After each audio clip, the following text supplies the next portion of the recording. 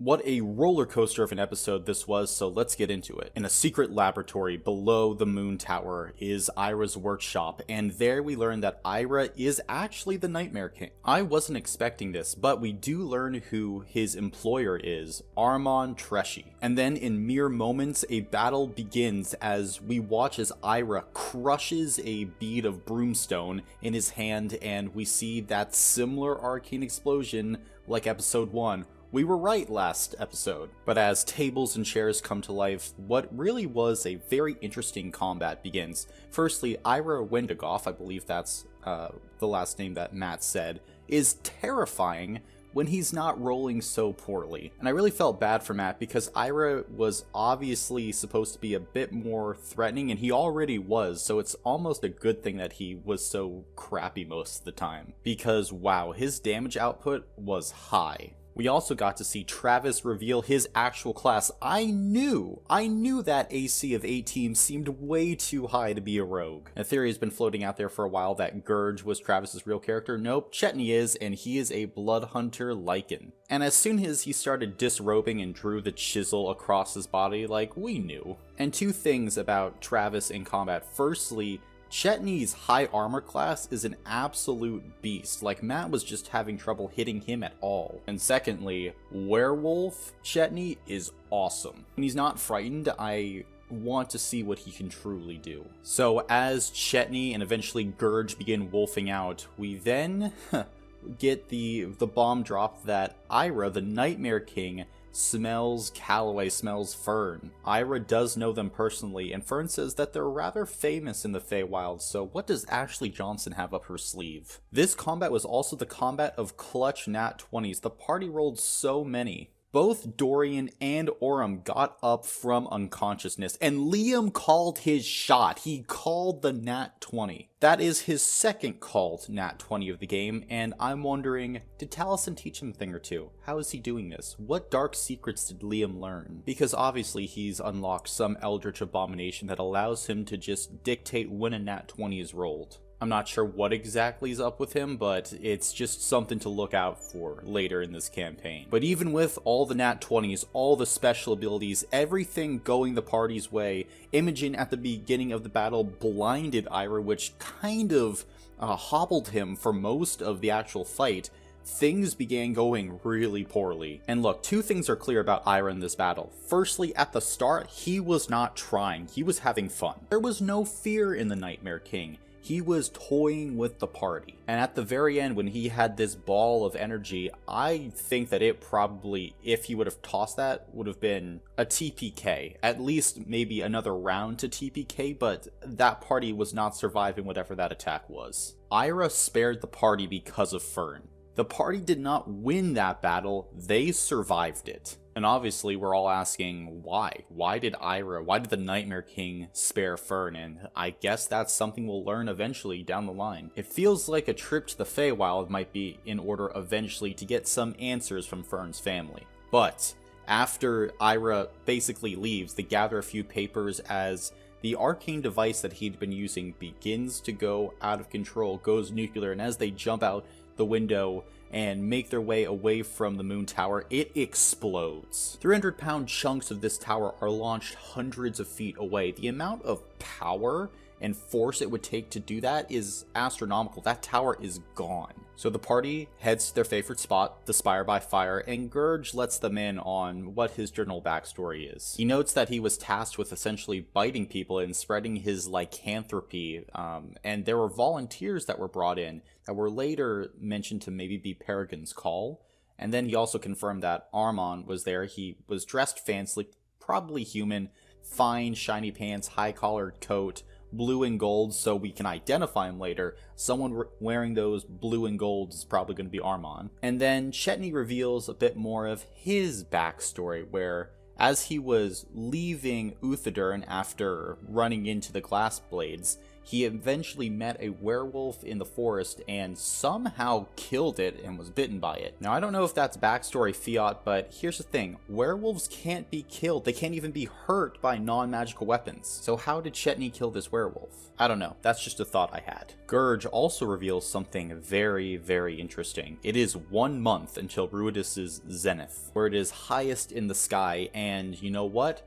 The big pattern that Ira's talking about might be coming into focus. I have no doubt that in a month, shit is going down when Ruidus reaches its zenith. And later on in the episode, we begin hearing more and more about these astrological events, so I think that everything is pointing to something big happening with these astrological phenomena. And honestly, we have a lot of plot threads going, so I'm worried that the party might get lost with everything. They had the Ashad Breshio plot thread, Ira Armon, the Jrusar conspiracy, the Heartmoor heist with Miss Hexum, a Feywild trip, the conservatory, which is being looked into more, the Briarwoods, which are still lingering in Laudna's backstory. There is a lot set up here. But like always, the party goes back to their patron, Lord E. And he confirms that the man seen was Armand Treshy, that the Treshy house is probably involved with almost all of this. And even worse, that Armand Treshy is probably a member of the Chandri Quorum. Although it might be good, because as soon as I heard that, I went, huh, the Hubot Corsairs might be very interested in this then. If the party can get them on their side, they might have a real shot at messing with the plan of House Treshy. A few other things happen in this meeting with Lord E, but essentially he pays them 5 platinum pieces, which allows them to go to the bathhouse, and before they leave he also explains that House Lumas is ready to talk to them. They can talk to Ashad Breshio now. He's finally healthy enough to relay his story. So after a quick visit to the Diamond Horizon bathhouse in the Lucid Spire, where they drop essentially 500 gold on pampering themselves, they head to the Lumas House. And very quickly after they arrive, they meet Jinang Ella Loomis, the matriarch of the Lumas House, dressed all in white, a mourning attire for the loss of her 2 children. She leads Orem and the rest of the party to a male dwarf, broad-shouldered, smooth, bald head, still bedbound, but this is Ashad Breshio, the Anger. And then Ashad tells the story of how the twins died and how he became so injured, and man, is it a story. So, this story was presented to Keyleth by Jarrett, an old NPC that I think we'll see, if I remember correctly, in The Legends of Vox Machina. So it's cool that he'll get name dropped here. So we learned that the twins were attacked and killed in the Heartmoor when they were meeting a person named Stani, and they met to share their astrological findings. House Lumis's focus is on the stars and the night sky. They have an interest in science. They have a huge telescope, a observatory built into their actual estate. Now, when I heard this, I immediately thought, man, they found something that probably relates to all the events that are happening now. But back to the attack. The group, including Ashad Breshio, were attacked by 3 individuals, black-stained armor, no features, everything hidden. They all attacked incredibly fast. They were so skilled.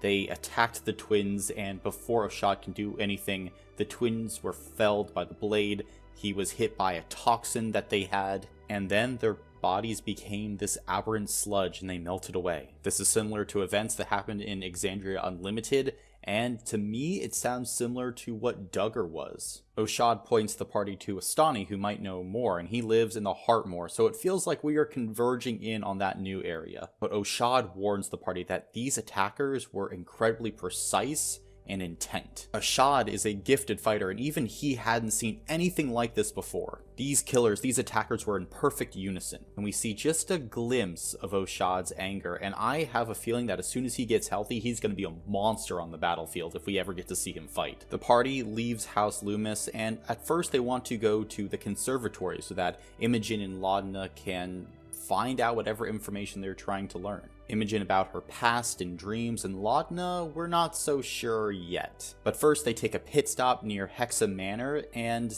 Lady Hexum is gone for the night. I think this is curious and something that I just have jotted down in my notes at all times, like, where is Lady Hexum tonight? Maybe she's part of the Chandri Quorum, because if the Moon Tower exploded in this great event like this, the Quorum might try to meet. So I'm wondering if this is Matt's way of dropping that Lady Hexum is a part of the Chandri Quorum as well. We also get an interesting event here where Ashton calls the group the New Nobodies, and I kind of like the name. I think it might stick, and Laudna gets theatrical as she begins to present it. But after this, the group heads to the conservatory. Only Imogen is allowed to enter, but she goes in and begins looking into dreams, psychic powers, and specifically the Red Storm. And I have a feeling that dreams are going to be a large part of this campaign. Matt goes really in depth into what he believes dreams are. So I think any dreams that we experience within this campaign are going to be very specific, extremely intentional, and we need to pay attention to them. And something, of course, like the Nightmare King is going to probably have a huge role in the future. Ira is just one step on this massive dream rung, and I think that he's going to be the vessel used to convey everything going forward. But after hours of research and looking, Imogen gets some answers. She of course learns what many people think dreams are, and that there are dreams of red storms and research that exists about them going through Exandria. It's spearheaded by Professor Sumal, and it's a pattern across Exandria of people having this exact same dream of a red storm destroying and ravaging an area. And it seems to coincide with a 30-year celestial solstice. There's talk about why this is happening, and Ruidus is name dropped, so I think that is going to be playing a major role. What is Ruidus's relation to all of this? I think that little moon is going to be playing a huge role. And also, Imogen's mother, Liliana Timmelt, is name dropped as someone who is connected deeply to these psychic energies. And before Imogen can find out more, Matt tells us that some of the pages within this book are torn out, and that just ripped at my heart. And now all we in the cast can do is wait as a very important ball begins to approach on the horizon, a trip to the Heartmore as well, and the knowledge that Ira, the Nightmare King, and the Treshy House are planning something. But until next week, if you're looking for more, check out this video right here, and thank you for entering the dungeon.